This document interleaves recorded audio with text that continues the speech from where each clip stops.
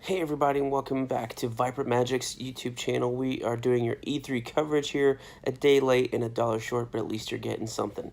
So, just finished watching the Xbox conference, and I gotta say, I don't know, it was kind of ho-hum. I don't know, maybe I was just down because of other things or what, but it didn't seem like there was a whole lot of wow or surprise in that conference. I mean, okay, Keanu Reeves was there. Big freaking deal. Cyberpunk 2077, a game we already knew existed, that we've already seen like 45 minutes of, thanks to CD Projekt Red. I thought you were a cop or not a bodyguard, but like a mercenary. Now it seems like you're a bad guy. I'm kind of confused about what that game's about. One thing I did not expect to see that we did see was Battletoads. And having played Battletoads maybe once before, I was not impressed. I think we saw him wearing this like Battletoads t-shirt years ago, like 3 or 4 years ago now, and we're just now seeing Battletoads, and it's a freaking cartoon indie game. Are you kidding me? This game looks like it could have been made in the last year, and I bet it's not going to come out until next year, and it's just going to keep going on and on and on. Like, I know Rare has Sea of Thieves going on, I guess, but really your entire studio is focused on one game, and you put, what, 6 people on this Battletoads game? It was just not impressive at all. When Killer Instinct can render a better, cooler-looking Battletoad than Rare can as a cartoon, that's when you know you've gone wrong. Because that Battletoad in Killer Instinct is super cool. I want to play that game, not the cartoon side-scroller game. I know you're going for retro, but I don't know. New Dragon Ball Z game looks cool. Going off the Dragon Ball Fighter Z Fighters engine maybe looks like as RPG or something like that. That looks interesting. I haven't played that Fighters game or any Dragon Ball Z game for that matter, but I'm definitely interested to check it out. I did play one on Game Boy Advance one time, but, I thought maybe the biggest takeaway here, I mean, you saw the new game from Software with George R.R. Martin, which now we know why he hasn't put out the 6th and 7th book, because he's been building a whole nother world and stuff. Like, I get it, George, you're bummed out that the series caught up to your books, but come on, dude, finish the books. Finish the books. Gears 5 showed some... Did they show gameplay? They showed a trailer with the girl's character and the different sides of her personality coming out. Okay. That was fine. Then they showed Escape, which is a new game mode, which I guess is going to be like... They're hoping it's going to be as popular as Horde mode. Okay.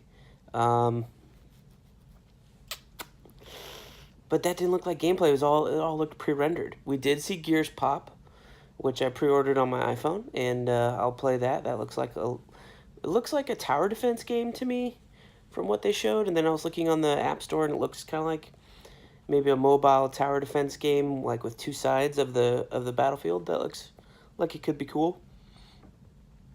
No Forza this year, big surprise there, and State of Decay 2.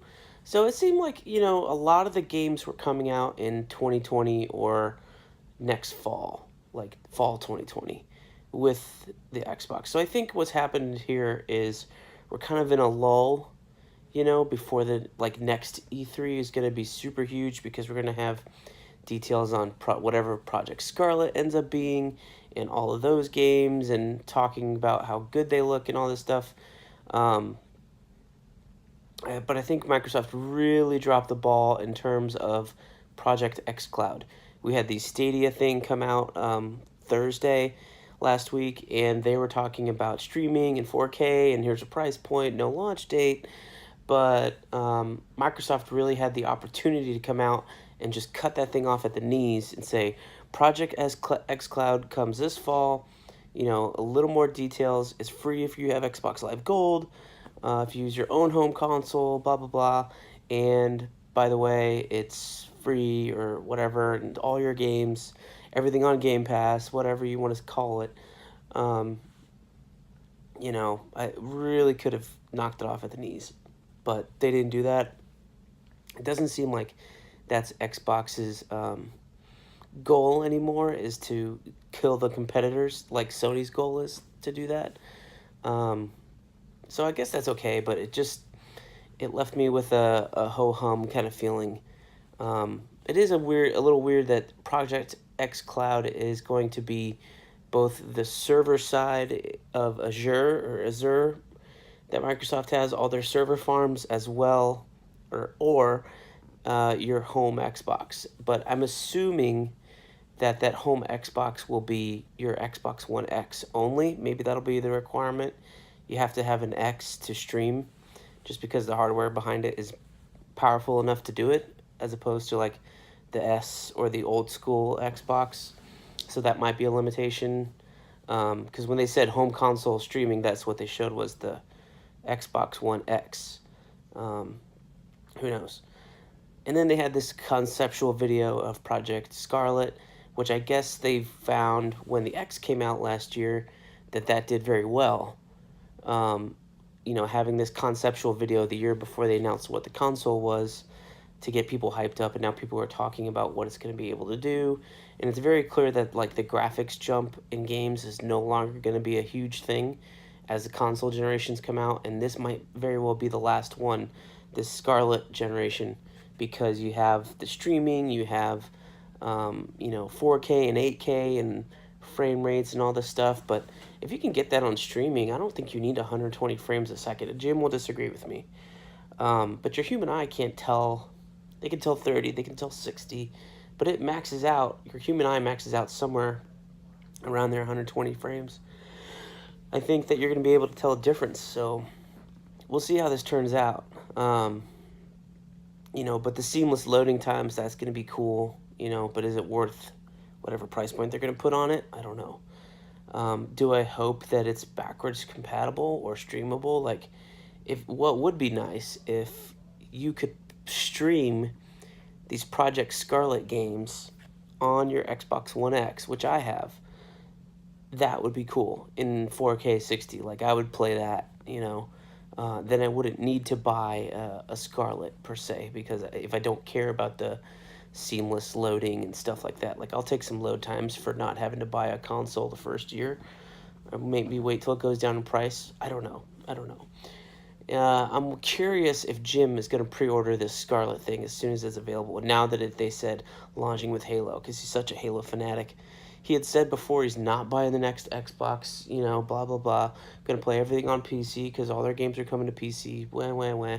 But I don't feel like he's going to be able to enjoy playing Halo on a PC. Maybe he will, but he's always played Halo on a couch in the man cave, and he's got a great man cave, as you see sometimes in his videos.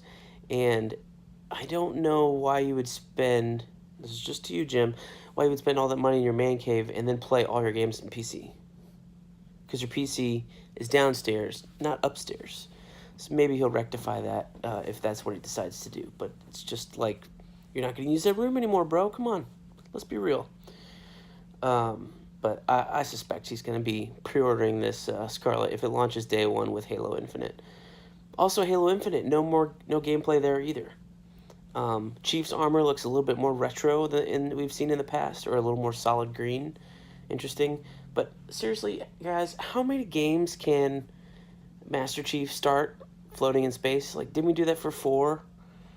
I don't know. Or did we do that for 3? I don't know. I think, Microsoft had a big opportunity here to come out and kill it. They didn't use that opportunity, but it might be due to more of the lull between generations having to do with that fact. They bought a bunch of studios. They did show some new studios games. Ori Will of the Wisps is coming out. That looks super cool. If you haven't played Ori and the Blind Forest, please go play that game. So I'm excited for that. Jim has never played that game. I don't know why. It's on Game Pass. You should play it. And get ready for the next one. But it seems like Game Pass is going to be, or is going to be the place to play. Like I dropped my what subscription was it? GameFly subscription a couple months ago, and it might be time to upgrade to Game Pass. Um, with the games that they announced here that will be coming in the next year, I don't think it'll be less than 12 months before Brent Casino is on Game Pass, I think. Especially with all the Xbox games that are launching, with the studios that are coming, and it seems like they're doing more and more deals with existing studios to get their games on Game Pass quicker, launching on Game Pass. That's cool. You know, the Handsome Collection with Borderlands, I've never played that. So it seems interesting. They're keeping it fresh. They didn't announce a big expansion in general, just of like, we're adding 300 more games. They just said, we're launching Game Pass for PC. It's a separate price thing, so you can't have one you can't pay once and have both. You have to pay twice, or get the Xbox Ultimate, which is $15 a month, which is what I was paying for GameFly, honestly, for disc shipping. When that comes with gold, the console Game Pass and PC Game Pass. So if you're Jim, maybe you want to do that. I don't know. But I know he enjoys Game Pass a lot. So I know he was excited about that, but a little bit bummed. I'm sure he was a little bit bummed that it wasn't the same service, just now available on PC. Seems like that would be easy to do since Xbox is a PC architecture, but not everything on Xbox is on PC, and that might apply to Game Pass as well. So, anyway, there's my thoughts on the Xbox E3 2019 press conference. Jim was there in the front row. I was looking for him. I couldn't see him. It looked like he was behind some TVs, but he was more like if you're looking at the center of the stage, and he was on like the right side of your TV screen, way in the corner. Like there was an aisle that they never showed. He was like on the end of that aisle, but he is on the video. If you look at, I think it was Aaron Greenberg's video, like the head of Xbox Game Pass or something like that, FanFest, Jim retweeted it. If you look on his Twitter, you can see him and his wife Rachel right in the front row, right at the very beginning of that video. They're holding their X's up above their heads, X going to give it to you kind of thing. So, anyway, kind of a ho-hum conference. I feel like this is going to be a ho-hum E3. We'll see. And you guys enjoy. Thanks for watching, and we will see you guys on the other side.